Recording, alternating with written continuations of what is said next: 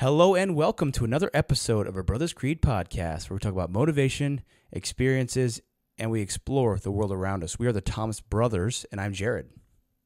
And I am Ethan. And today we have on an awesome guest, Anthony Astbury. And he is the founder, the owner of an organization called the Whole Man Academy. And he is a podcaster, a men's coach, just kind of an all-around great guy. So he's actually based out of London.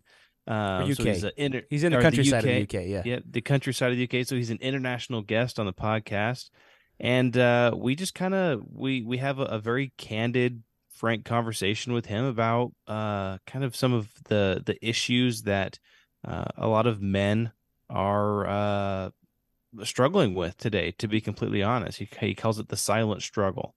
And we kind of go through and we talk about some strategies on how we can overcome that silent struggle, how we can be better, and to share a little snippet of some of the things that he says is he talks about mindset, and he talks about how your mind and your thoughts control how you feel. And so it's a really great podcast. I would suggest that you listen the whole way through it. Let us know what you think, because I think that it's definitely a creed builder for sure. Absolutely. Let's go ahead and dive in.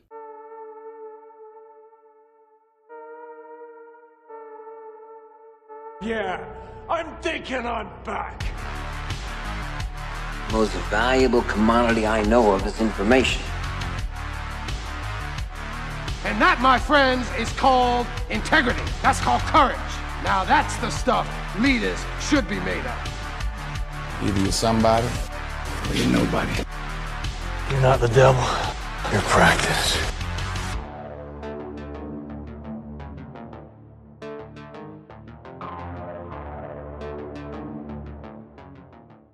All right, we're here with Anthony Astbury. Thanks so much for joining us, Anthony. Pleasure. Good to connect with you guys, two brothers. Yeah, this is actually the first, I think, I'm just thinking about the international conversations we've had. We've spoke with a guy from Canada who was like a treasure hunter. He was a scuba diver. And then we met with a guy from Kyrgyzstan who ran an orphanage.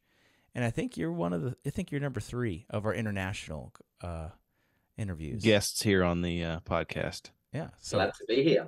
Always good. I think it's important I've done 130 podcasts now, and I've split it between guys all across the world, because you get a really different take from people on actually what's going on in their country for men at the moment, men and women, but I focus on the men. So I think it's great to kind of broaden your horizons and talk to people from all across the world. Oh yeah, absolutely. So Anthony, I know that you guys, it's you and a partner who started the what's called the Whole Man Academy, right? Yes. Yeah. The partner and I went our different ways probably about a year into the Whole Man Academy, because we wanted to, I think, basically go different ways. My focus was on mental health is part of the makeup of a man, okay. But I don't think I wanted to talk about it all the time. Mm-hmm. And I always go back to, I've created the Whole Man Academy, which is a movement for men to help them lead an epic life. And depends what that epic life looks like to you. Because if you've got 4 kids, as you have, yep, then that's different to if you're a single guy in his 20s or 30s with, loads of free time. Yeah. But what I saw was the gap in the market for, let's call it, bringing men together, because we know that men don't talk very much, and the personal development aspect, which I've been to the States and gone to Tony Robbins events with 5,000 people and seen the power of transformation. But transformation is so much easier, I think, when it's in person instead of digital on a screen. So we worked well together for a while, and realized one of us wanted to focus purely on mental health, which was great, but I didn't. I wanted it to be mindset, fitness, nutrition, relationships, all the different things that make up a whole man. Yeah, the holistic view of a man. Yeah, that's it. Fatherhood being one of them. So now it's me, and I have a small team of people that kind of help me, but basically I get to say where we go and what we do, which I think is a man being in control and not being told what to do by others is priceless. Excellent. And I know that you guys, I was just doing some research before the episode here, and you guys have your You do some personal coaching, you do some group coaching, you do those group get-togethers and dinners that you were referring to, and really, I was reading beforehand your mission here, and if it's okay, I'd love to just read your mission for our listeners. You said the Whole Man Academy mission is to help men lead their own version of an epic life. And you said our ultimate aim is to help a guy become confident and capable so he lives with a smile on his face and can navigate any challenge thrown at him. I think that's a great mission. That's well in line with our mission as well, just to help people become resilient. Especially, I mean, already we have some women that listen to us, but mostly guys, because I think most of the guys will relate to the stuff that we do. But do you know what the split is? But I know that with our podcast, considering it's the Whole Man Academy and it's men talking to men about men's things, and about 20% of our listeners were female. Interesting. Yeah, I would say we've actually had a couple female guests come on and talk about different things, whether it's real estate or budgeting or, some different areas of expertise. I would say it's probably a small percentage of women that are actually listening, but, I don't know if I had to throw a number out there, maybe 10, 15%. Yeah, I think it shows that, I know you're not just talking to men, but it shows, like, for all of us that, like, I've got a partner, and prior to, I've been with Emma for like 12 years now. I get that wrong a lot, and she gets cross with that. So I should know this stuff, but it's about 12 years. But, trying to understand women is like trying to nail jelly to the wall. It's very difficult, nigh on impossible. And I think for women, they want to understand for their own partner or a future partner, or maybe a father or a brother, what is going on in a man's head. And I'm not sure we already know what's going on in a man's head sometimes. So it's I think to be inquisitive of the opposite sex is important. It shows you are open-minded. Oh yeah, absolutely, agreed. Well, one thing I wanted to maybe start off our conversation with was part of your audience with the Whole Man Academy is you talk about that guy who's in his maybe 30s, 40s, who's started to feel maybe unfulfilled. Maybe he's having like not quite the quarter life crisis, but maybe a delayed quarter life crisis or an early midlife crisis, if you will. Yeah. And he's feeling just like he's off track. Maybe we could start as, why do you think that men get to that situation? Maybe let's start there. How is it that we get to this situation?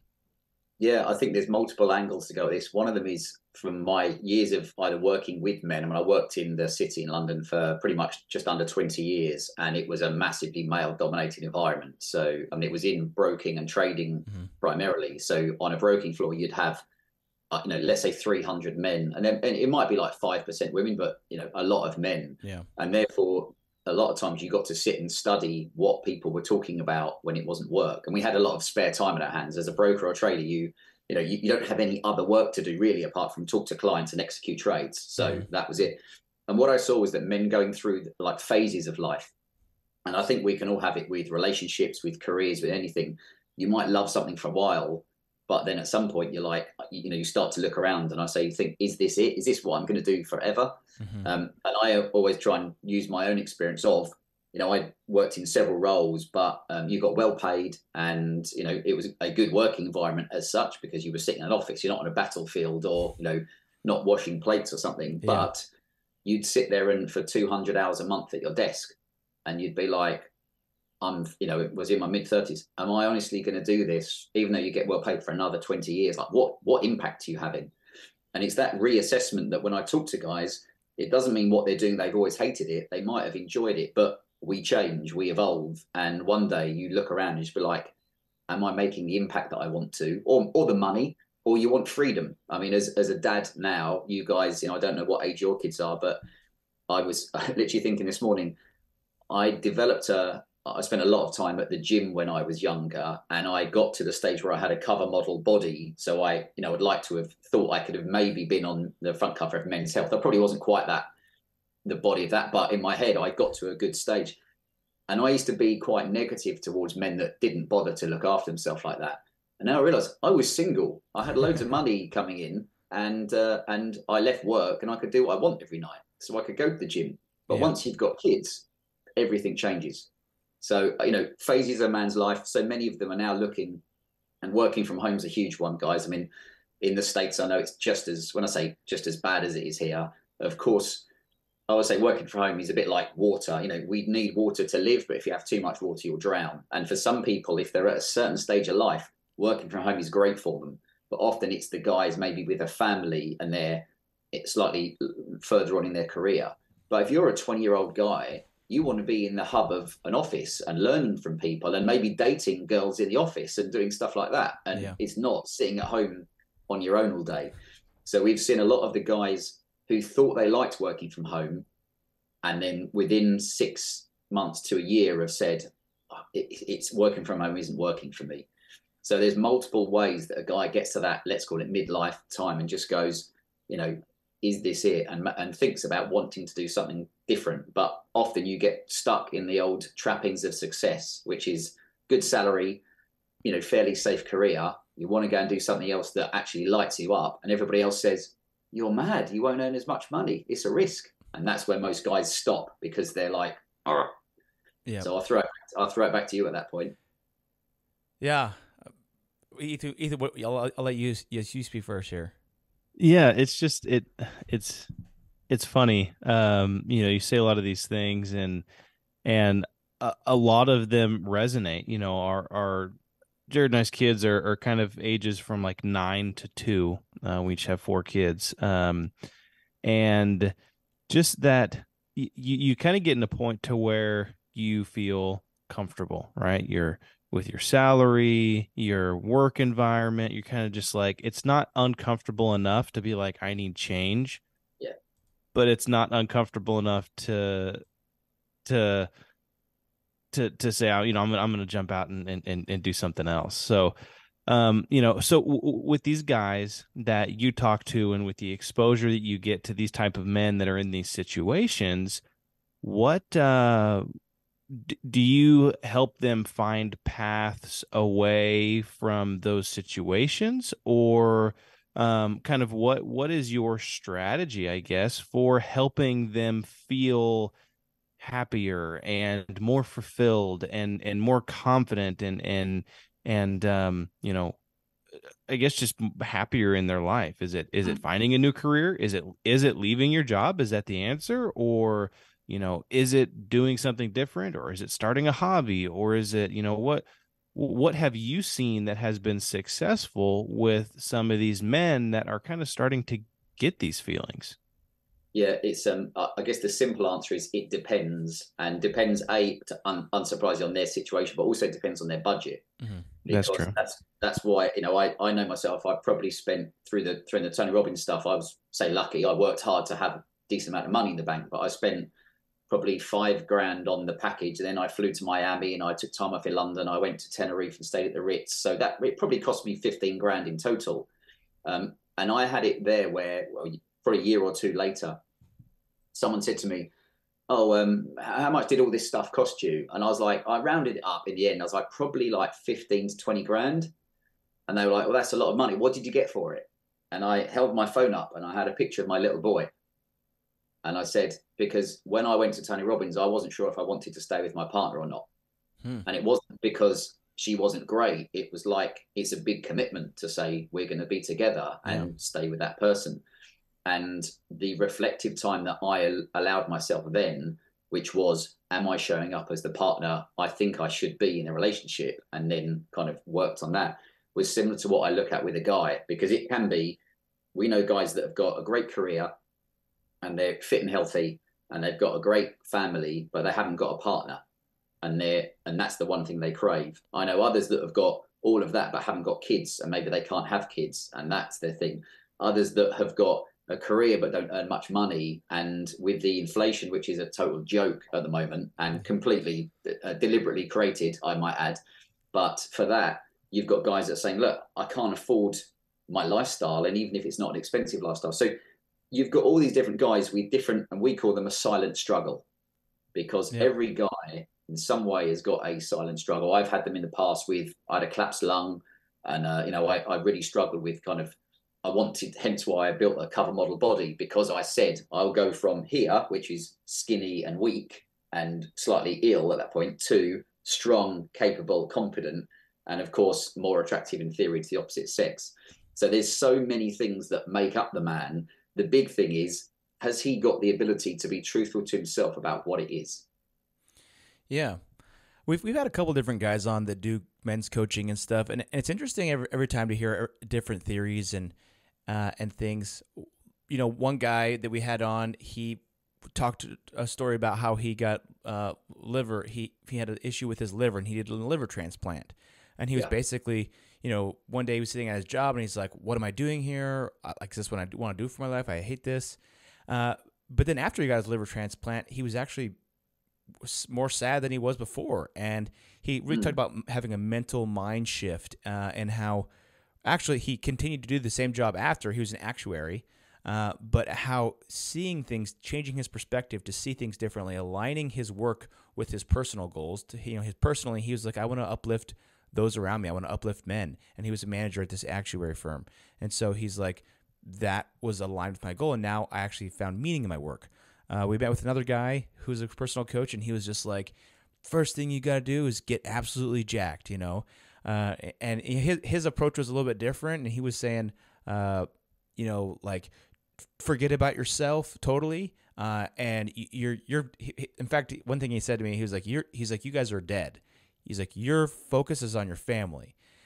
And I thought a lot about that, and I was like, yeah, I don't know if I totally agree with that. I think that it's like every man, you should be an example for your kids, and the things that the passions that you follow, and the zest you give to your own life. I think your kids are going to look at that as an example. And I was like, you know, when I try to teach my kids about stuff, what's the best way that I can teach them entrepreneurship? What's the best way that I can teach them to go after something that they want? I can do it myself, so that they can say, hey, my dad did this. Why can't I do this? It goes a lot further than teaching your kids, you know, about entrepreneurship, or pointing to another entrepreneur out there and saying, hey, go look at this guy. Look what he did. It's like, no, look at me. I'm the dad, and I'm going out here. You know, I'm doing things I'm passionate about. And that's why recently, you know, I started doing jiu-jitsu with my kids, Brazilian jiu-jitsu with my kids. And Ethan and I do the podcast. And so, you know, we do lots of different things that following my passions. And I even then, you know, I'm one of those guys in his mid-30s, you know, and even with all that stuff I do, I'm like, I still feel like there's more I could do, or I want to do more. And I'm sitting at the office on a Wednesday, and I'm just like, oh man, is this what I'm going to be doing for this? Isn't bad, but is this what I'm going to be doing for the next 30 years? I mean, you said some important bits there, and it comes back to when we said about sometimes people want to change, but they're not ready to change. Mm-hmm. So you can give them, I mean, you know, I've seen it myself. You can give them all the tools to do what they need to do. And through no fault, they're just not ready, or it's not, Ethan, you said, it's not got painful enough yet. Mm-hmm. And then one day you'll have someone that might have contacted you saying, "Hey, I'm interested in coaching or / mentoring." And, you know, obviously that costs a lot of money depends what you consider a lot of money. But they'll come back a while later and be like, I'm ready now, but I wasn't ready before. And often because they need to get permission from, and fair enough, it's partners, if you know, it depends what budget you're on. But I said, that's why for us, we create content that is free, a podcast, and we send a whole man journal every Monday, Wednesday, Friday, which is free content with thought-provoking insights and ideas. So you've got some guys that maybe haven't got the budget to ever pay for personal coaching, which is going to propel you faster. But at least they feel like they're moving forward and they're not having to shell out money. And I think that's important because, you know, I appreciate not everybody's got, you know, 10 grand to drop into personal development. But my thing is, if you've got the willingness to do it and make some effort, then you're on the right road. Because I know some people got loads of money, want to change, just can't be bothered. Whereas I'd rather have the hungry guy that's like, I've managed to get enough money together to buy this online course, and I'm going to do everything that you say, instead of the ones that have spent the money, but it doesn't really mean anything. So the hunger and the drive to change, I think, is priceless for men, because it's easy to sleepwalk through life and then look back a few years later and be like, I haven't done anything with my life. Yeah. What would you say to someone who, you know, maybe doesn't know exactly what they want to do? You know, let's just say you got someone in a situation where they're making decent money, they've got kids, they've got a decent relationship with their spouse, they work out, they're doing pretty good, you could say, but they're kind of just like, I feel like I want to do something more or do something different or something that I'm more passionate about, but they don't really have a specific thing in mind to do. Yeah. How would you coach that person or even like push them to be great when you don't know what direction to push them in? It's a good point, because one question would be, well, they don't need it. Like they just keep going and doing what you're doing until it does come to you. But I always think for some people, it's like, what would you do if money wasn't an issue? You know, if you said next week, like, what are you interested in? If someone's like, you know, I'd go wakeboarding or surfing or whatever, you're like, okay, well, maybe there's something around that. If it hasn't got to be a monetary exchange of them doing something, we call it a side hustle or side adventure. And I think there's a difference between, I think a side hustle is a monetary, but a side adventure is you do it just because you love it. But if you can combine the two, it's amazing. And a great example for me, when I was working in the city, in the last 4 years, I got into doing obstacle course racing. So like your Spartan races and there's loads of them. And I did one race, and it was in central London. It was a night race for Men's Health magazine. And I was fairly fit and what have you. But I remember there was about 5,000 people did the race. It was at night. You got soaking wet, freezing cold. It was about 5K, which isn't very long, but it was cold. And I came over the line and I'd finished about 200th out of 5,000 without having any training or really knowing what I was doing. And I was like, oh, I enjoyed that. What if I got the right shoes, you know, ate the right things, trained a bit more? And that's how I progressed to kind of competing in the World Championships in America. So I flew out to Ohio, and it was the obstacle course racing championships out there, which was, I think, 12 or 14 kilometers through some serious terrain in Ohio. And none of that cost me money, but that was my thing every few weekends that gave me the motivation to train, to eat well, to sleep well, to not drink too much on nights out sometimes. And that was my side adventure, but I wasn't doing it to make money. But when I was leaving the city, I contemplated creating something around that, which I didn't. But if I could have made money whilst doing something you love, that's where things get really, really interesting. That's awesome. I like that advice. You know, if you had all the money and it wasn't a concern, what would you do? What would you do with your time? That's awesome. It probably is insurance or accounting or estate agent. Probably. There's nothing wrong with those, but let's face it, most people, it ends up going back to probably something more adventurous or a hobby that involves not sitting at a screen for 10 hours a day. But each their own. Yeah, for sure. So I know that you and your organization, you get people together a lot. How have you seen that, like, getting men together has helped them? Do you feel like it's people can talk through their struggles together, or they can lean on each other, or is that kind of like an opportunity for people to grow together? Or how has being together physically in groups of men, how have you seen that as a positive thing? It's a good question, because I know we try and keep the language clean on your podcast, so I won't use the term. But what really frustrates me still is that, of course, lockdowns did not help. Let's put it that way. Yep. And we built up momentum. I mean, our first event was 2018. Didn't really have a clue what we were doing. It was just, let's get men together. And, you know, but a lot of guys afterwards were like, hey, the speakers were good because we had a couple of ex-sports guys and this, that, and the other. But also it was the connections you made from completely different networks of men that you would probably never have met before. And I realized that some of the value was in the breaks. And it's just like a Tony Robbins event. You know, you go there for him, but then during lunch or what have you, you meet other connections and find common ground. But I mean, in 2019, we held, I can't remember, like another 6 or 7 events. And one of those, we had like 65 guys come along, which was, you know, a good effort for, we weren't trying to have massive events. You wanted it to be in interesting locations, but lockdowns completely killed it. And it was really frustrating for me because, you know, momentum doesn't happen immediately. It needs to be built up over time. And we tried to go to doing it online, which is okay, but you know, it's not the same. Yeah. So what I found was that lockdowns helped the desire for men to get back together. and in person. So tomorrow night we've got a dinner up near me, and I must admit it's only our second dinner up here in the countryside. So I kind of thought there might not be much take up, but we've got 15 guys coming to it, which is, you know, as many as we could have. And that's what I saw was guys saying, what else do you do to connect with other guys? Because at work, you're working and you're not going to be fully honest about things.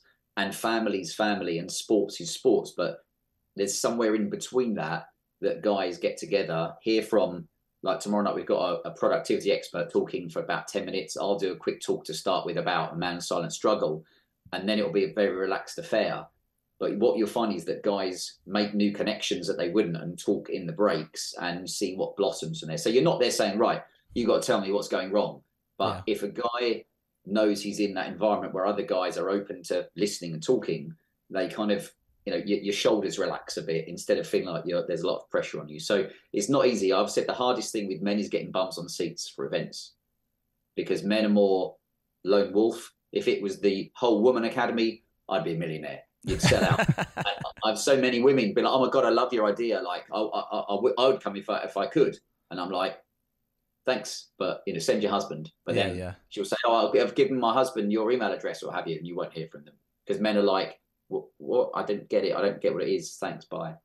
Yeah. Yeah. Do you find working with men sometimes that there's a lot of, and I'm going to use this word, but maybe this isn't really the word I'm looking for, but just like pride, I guess, or, you know, just kind of like a tough guy type thing where they don't want to open up or be vulnerable at all? Yeah, Ethan, you're spot on, because it's funny that there's that balance between, I think we've gone slightly the wrong way with people sharing themselves crying on you know, on their Instagram and stuff. And it feels a little bit fake when there was a guy on LinkedIn. I don't know if you guys use LinkedIn, but I think it was last year where he did a post where he was talking about the fact he had to make some people redundant, but like he put a picture of himself with all tears falling down his face. And you're like, really? Like, come on, like, did you get the camera out and take a photo and be like, oh, you can't see the tears properly in this one? Like, let's, you know, because no point doing one of those unless you've got some glistening. So is it like, I'll do another? Yeah, that's the one. And I'll put a filter on it. That doesn't feel right for me. But guys need to understand that if things are getting you down and the pressure is building up, if you don't release it in some way, unfortunately, we know the destructive coping mechanisms of porn, social media, eating too much or not enough, exercising too much, not enough, being aggressive to your family, just being pissed off with life, or the sad thing is ultimately saying, I'm done and checking out. Mm-hmm. So it's trying to find with guys that balance of, it's good to talk about these things, but I always use the example that 80% of people don't care about your problems and 20% of people are glad you've got them. So you be very clear about who you choose to talk about your silent struggle, because some people might not even, they just don't know what to say. Mm-hmm. And I'm currently writing, yesterday was writing a proposal to be doing corporate well-being coaching. So that's not making them more productive. It's Jared comes to me, you're working for a big company, and says, I don't know what's up, man. Like, I want someone to talk to. You don't want to go to therapy because that feels too clinical. And you don't want to call a helpline because that's useless. It's not personal enough. You need someone that says, Jared, man, I know you've got 4 kids. This is tough. You've got to sleep. You've got to eat. You've got to work, you know, and can understand where you're coming from. So it's finding for a guy that, I call it the gap. Before you need clinical help, you shouldn't have got to that stage. But as soon as you think, do you know what? Things aren't quite right for me, that's where you need to talk to someone, be it a professional or not, but finding the right person. Because if you say all that and someone's like, I'll just get on with it, you're like, great. And that's not going to help you at all. Yeah, I think that sometimes, you know, what's the saying? Heavy is the head that wears the crown. I think that in many ways, you know, fathers, you could say, you know, in the traditional sense, or the leaders of the family, and in many cases the providers, and so I guess you could say for this way for women as well, but we're talking about men in this situation. But there's a lot of responsibilities that a man has. Sometimes that so heavy that, you know, it's heavy wearing that crown, and sometimes they will abdicate that, or sometimes men will become a child. So that they'll let their wives take care of them like they would a child, because that crown may be too heavy for them, or maybe their partner is not making it very light. And you'll see other guys who will fall into some of these other addictive behaviors, like you're talking about, maybe overindulging in food or just being lazy or social media or other addictions that are easy distractions. And so I think that I think that part of it is just strengthening your own head or shoulders, if you will, to be able to carry that crown and to say, okay, and to step into your true role as a masculine man and be that leader in your home, be that support for your spouse, and not just wither away under the pressure of it.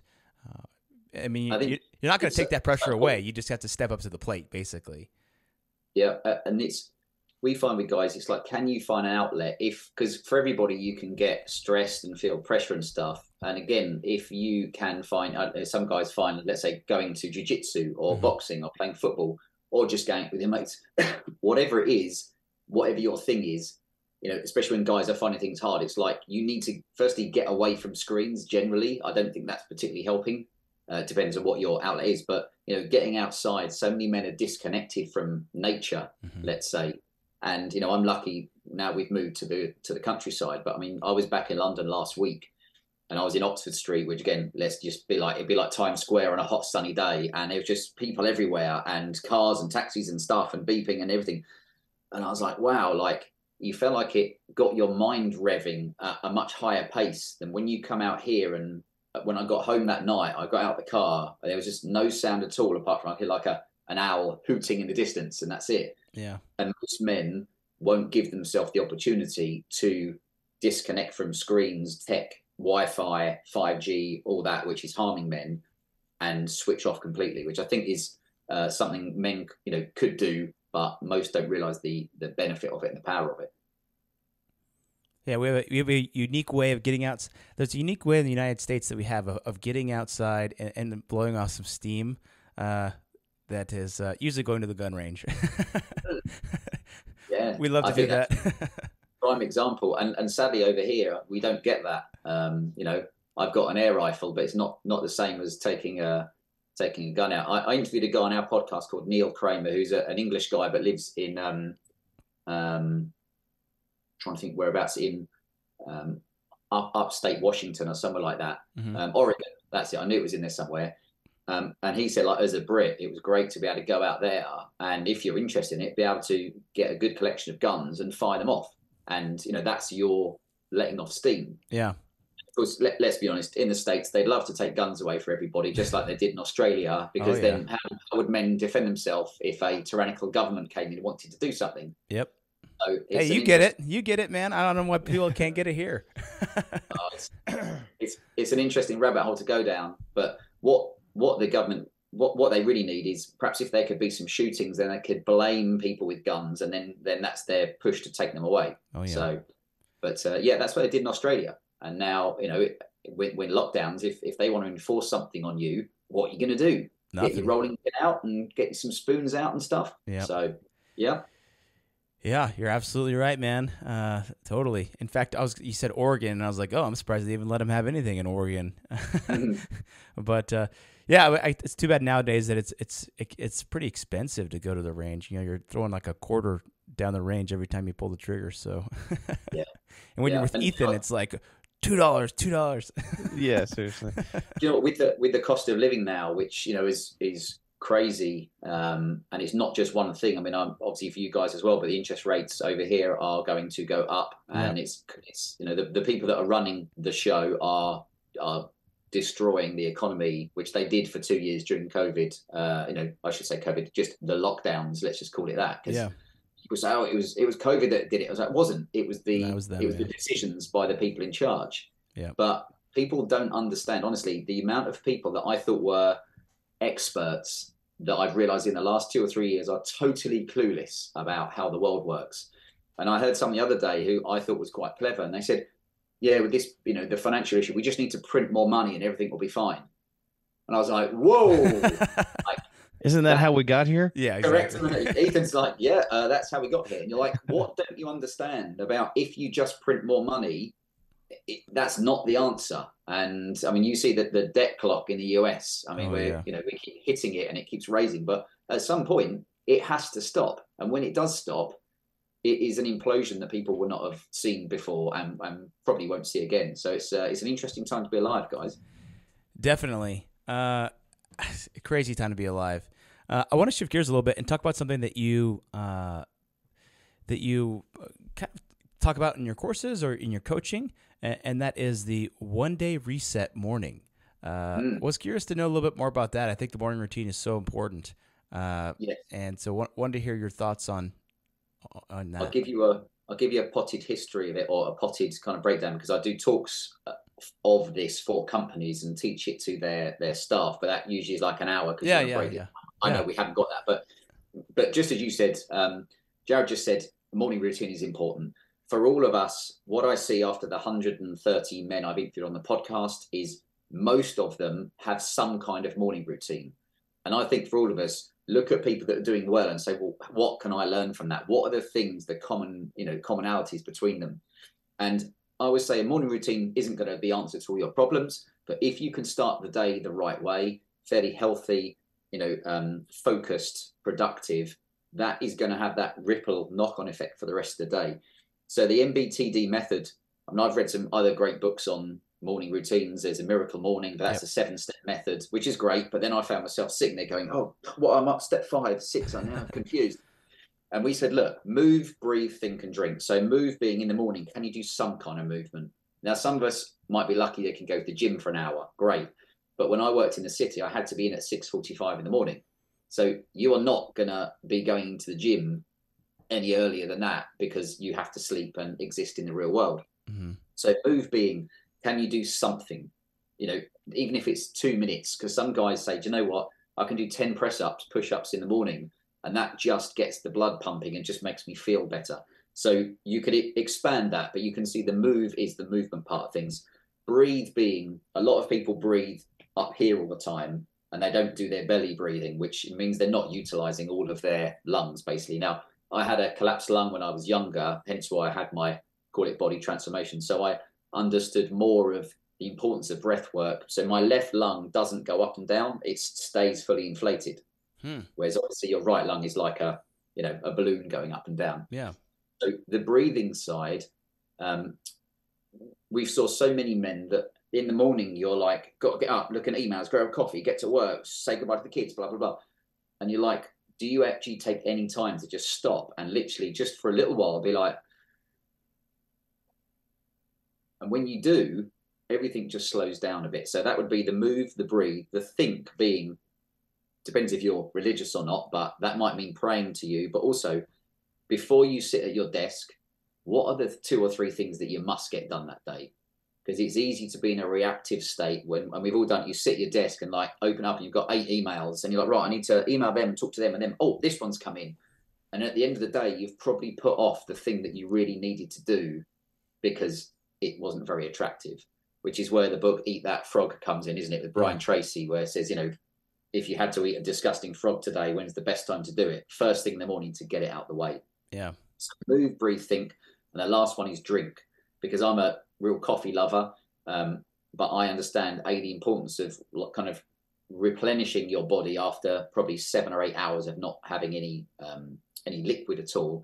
But that first thing, not necessarily being coffee or caffeine, but actually having like apple cider vinegar with warm water, or just squeezed lemon with warm water, ideally drunk through a aluminium straw, not the plastic straws, and not straight away because it affects the enamel on your teeth. Oh, so really? Why the aluminum straw? So firstly, the plastic straws are just useless, but the aluminum straw is just, it means you can just keep reusing it instead of chucking them out all the time. So they'll always be in your drawer, if that makes sense. Oh, yeah, yeah. And it's one of those things that once we bought, I was like, yeah, it makes sense. Like we've got 6 straws and we use them the whole time instead of just going through crappy plastic ones all the time. Although it's funny, I would say on that I remember reading research saying like men shouldn't drink from straws because it affects your jawline and makes you more feminine. So, which quite conceivable. So I that's the only time I drink from a straw is if I'm the morning. I call them sissy sticks. Yeah, there you go. Geez. You're like, hi. And it's like, the warriors of old, I don't think sat there, sucking on a little straw.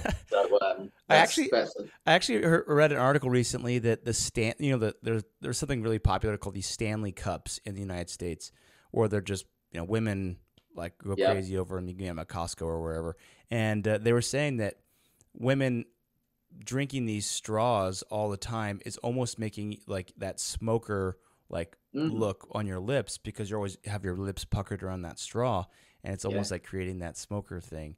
So I'm like, oh, that's interesting. There you go. Well, so that's the move, breathe, think, and then drink being what's the first thing you have in the morning to replenish your body. And most people, my partner's a naturopathic nutritionist, so I'm speaking from her experience of working with clients for a long time. Nearly everybody is not drinking enough water. Yep. True. For one, and also throughout the day, so people get a bit excited, drink a bit, and then they forget and have coffees. But then it comes down to what quality is the water, because if you're putting crappy water in you, it's better than nothing.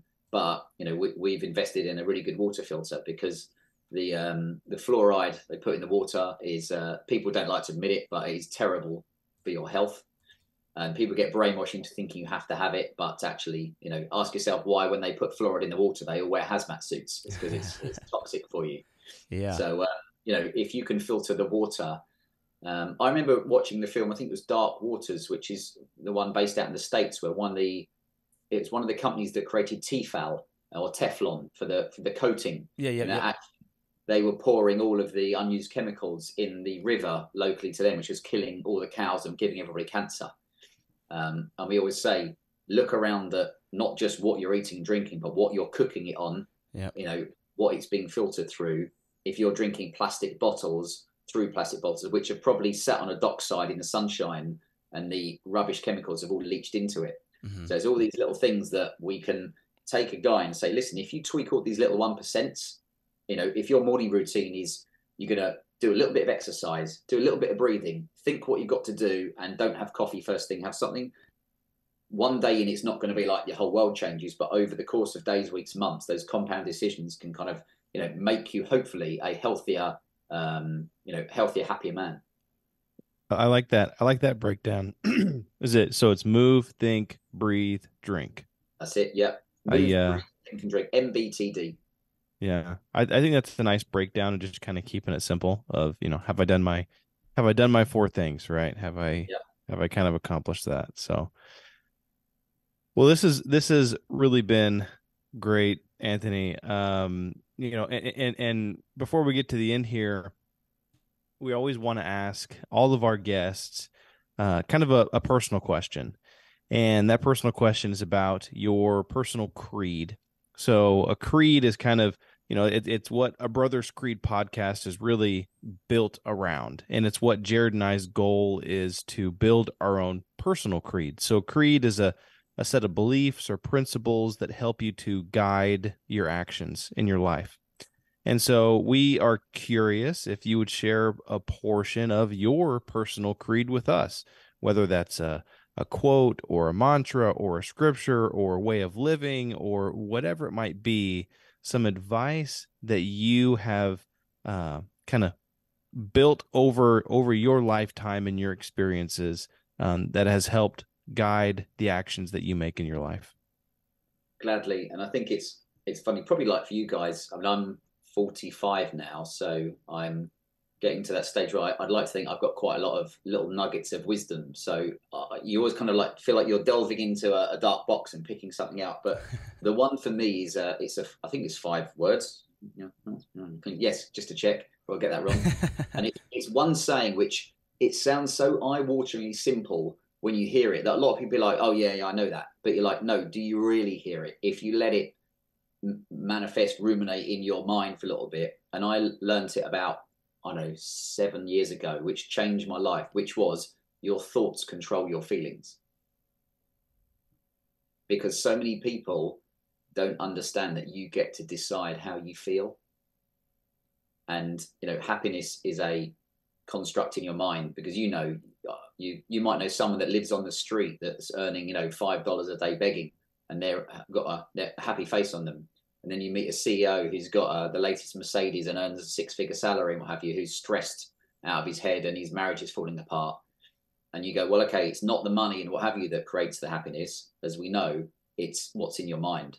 And I think for people, it's not to say that rubbish and challenges don't come to you, but as you know, you can decide to either spend your whole time concentrating on them, or you can actually realize that it's up to you. You know, you create your feelings basically, and thoughts are going to come in, but you can either concentrate them all the time or allow them, like, you know, have a bit like clouds that pass in the sky, to not concentrate them, let them go. So my gift there is your thoughts control your feelings. I like it. Yeah, I totally agree with that. I think that, you know, our thoughts is the impetus of all of our actions.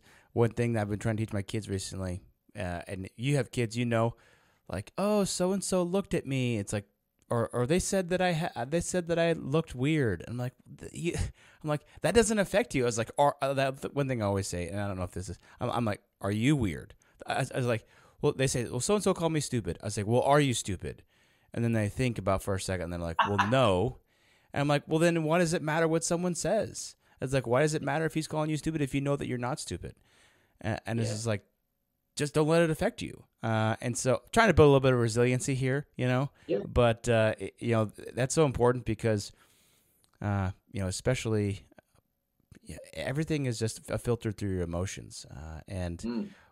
Well, for kids especially, I think it's so important.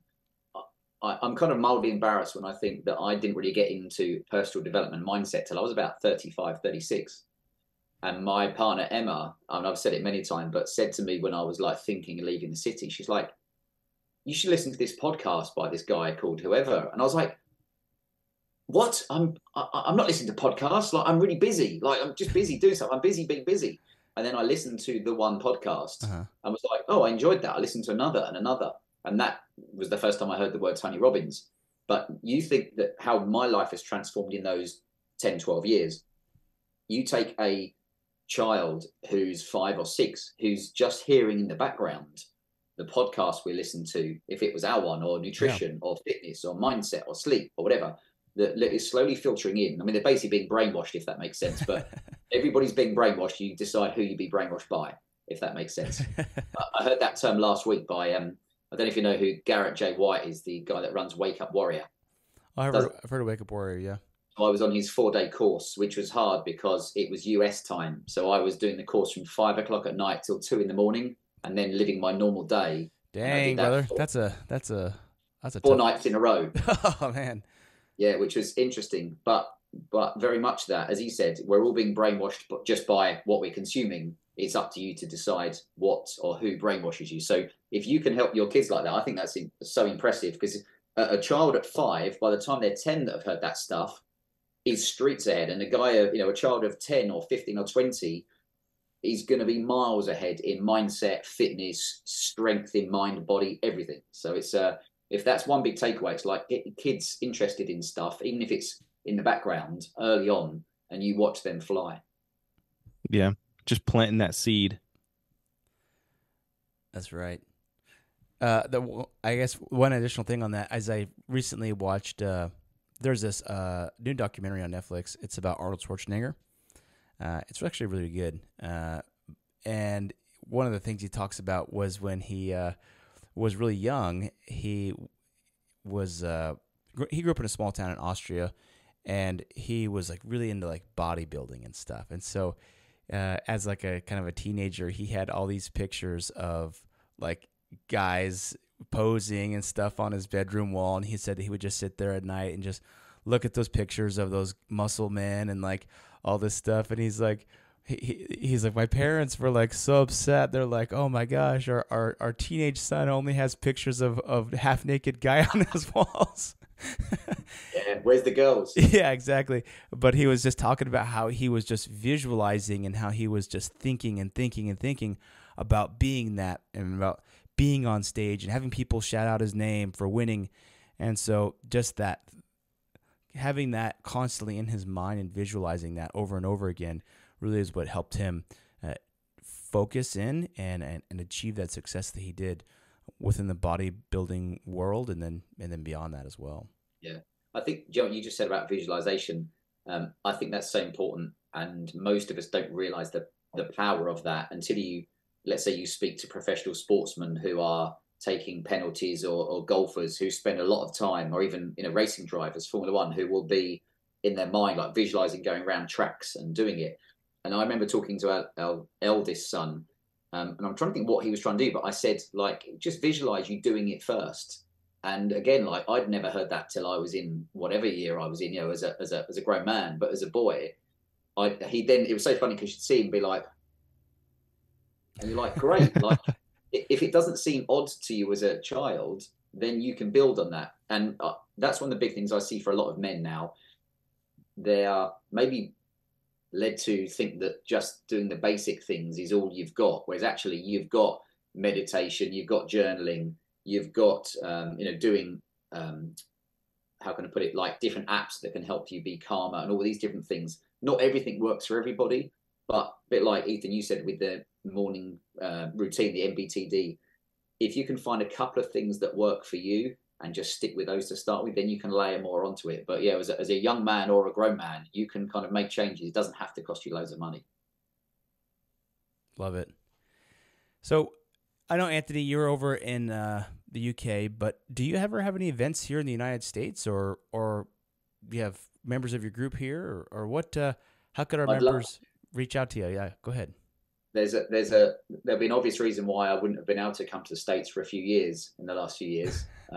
So that would have held me back. But I always say, we've got a lot of the guys I've had on the podcast always say, it's like, if you can get over here, then doing events. But yeah, for me, it's focusing on the UK side of things at the moment, but never say never. About 4 years ago, I met a lady whose husband worked for one of the American football teams, and I can't remember which one. Mm-hmm. And if I say it, I'll probably get it wrong anyway.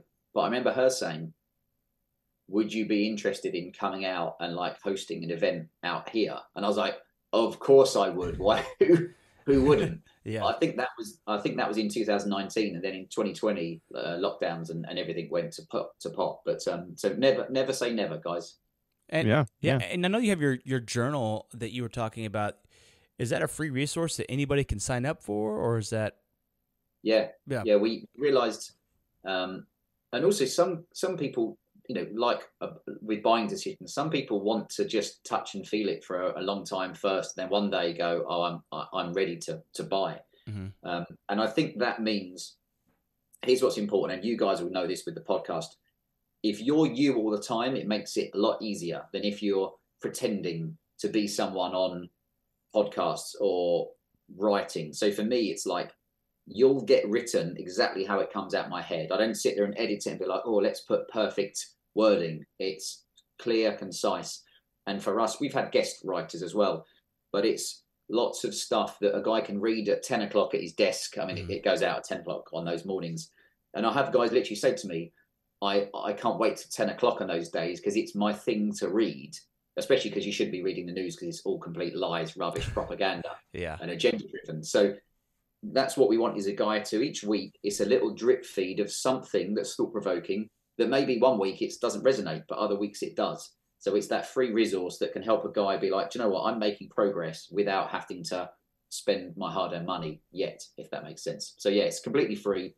And it's been funny to see, we've moved it onto our website because I'm trying to streamline my life instead of add more in, as probably both of you have. I'm like, I don't sit there and be like, I haven't got enough to do at the moment. So actually, there's a good backlog of them, like our podcasts are all on our website now as well. So if people are interested, you can just kind of work through those like a library, basically. Excellent, yeah. And so your website is the Whole Academy, Whole Man Academy. That's it. Yeah. .com. Yeah. Okay, and we'll post a link to that in the show notes, as well as maybe your Instagram, so people can follow you on Instagram. Right. Yep. Sounds like a plan.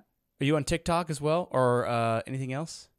It's a good question. I'm on LinkedIn, and I realized that was a real untapped resource for connecting with men. I mean, it sounds obvious, but there's, I think I said it. There was something like 58 million men on, or something ridiculous on LinkedIn. Someone showed me some stats, but anyway, I was like, do you know what? If you could even reach something like 0.1% of all the men on LinkedIn, that'd be like 2 million men or something ridiculous. Which probably for all of us, we're like, that will do. I'm not here to take over the world. I just want a good group. So LinkedIn is under me. So Anthony Astbury, my name.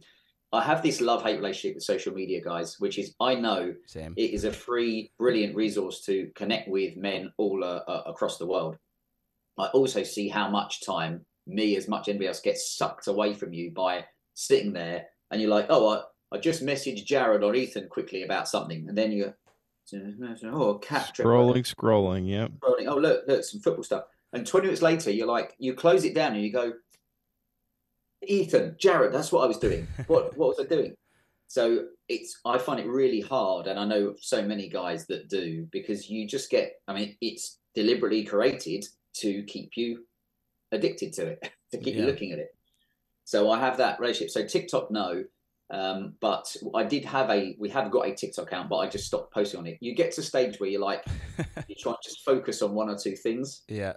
We've got YouTube because we've got all the 100 whatever podcasts on there as well. Mm-hmm. So it's trying to, I don't know, a bit like we say with focusing in the morning. It's like, listen, you could post everywhere if you've got a team, but for me, it's like Instagram, LinkedIn, and YouTube are like our main ones, basically. Awesome. Yeah, I think that's great, and I would encourage. I've kind of gone through and listened to as much as I could, and there's some great material there just for men to just become better. And I think that's the main goal of all of us, whether you're coaching or whether you're receiving some coaching or whether you just need that newsletter, at 10 o'clock at your desk to kind of give you that umph for the day. The goal here, I think for both of us, Anthony, and then for us on the podcast too, is just to live happier, more fulfilled lives in what we do. And whatever that life means for you, whether it's husband or bachelor or father or no kids or, super wealthy or trying to figure it out. Right. I think we've all been in these different stages, and there's no reason why we can't help each other out. Yeah. Absolutely. No, I think it's so important because so many guys look around, they're like, okay, where's my resources to help me? And if you can listen to guys like us, who are not saying we're got everything sorted in life, but you're honest about where you are and you're interested in like getting around other men who want to build each other up. I think that's the other important thing. Absolutely. Well, Anthony, it's been great having you on today. Appreciate you, and definitely have some folks. We'll have our listeners check out your website and the materials that you've guys got coming out. And I guess for our audience, let's build our creed together. Thank you. Thanks, chaps. Thank you, Anthony.